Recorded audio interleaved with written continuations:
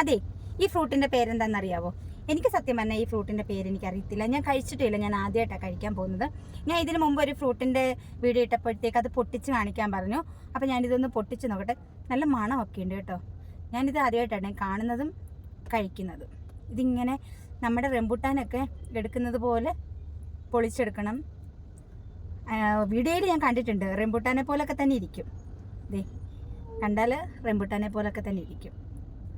Taste ഇനി എങ്ങനെയാണെന്ന് എനിക്കറിയത്തില്ല. ചിലപ്പോൾ നിങ്ങളൊക്കെ ഇത് കഴിച്ചിട്ടുണ്ടാവും. നമ്മൾ മുട്ടയൊക്കെ പൊളിച്ചെടുക്കുന്ന പോലെ വളരെ ഈസി ആയിട്ട് പൊളിച്ചെടുക്കാം. റംബുട്ടാനാണെങ്കിൽ നമുക്ക് ഇത്തിരി പൊളിച്ചെടുക്കാനായിട്ട് പാടാം. പക്ഷേ ഇത് പൊളിച്ച് കഴിഞ്ഞപ്പോൾ കറക്റ്റ് റംബുട്ടാൻ പോലെ ഉണ്ട് കേട്ടോ. ടേസ്റ്റ് നോക്കട്ടെ.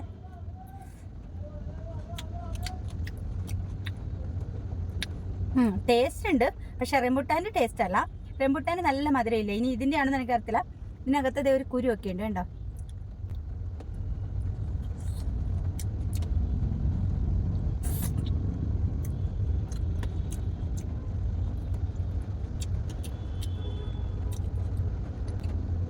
നമ്മൾ റംബുട്ടാൻ കഴിക്കുമ്പോഴത്തേക്കും നല്ല മധുരവും ഒക്കെ അല്ലേ.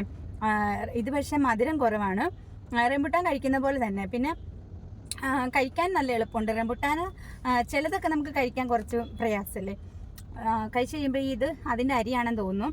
ഇത് ഇട്ട് കഴിഞ്ഞാൽ കിളിച്ചു വരുമായിരിക്കും. എന്തായാലും ഇത് വീട്ടിൽ കൊണ്ട് ഞാൻ പാകാനായിട്ട് വെച്ചിരിക്കുക.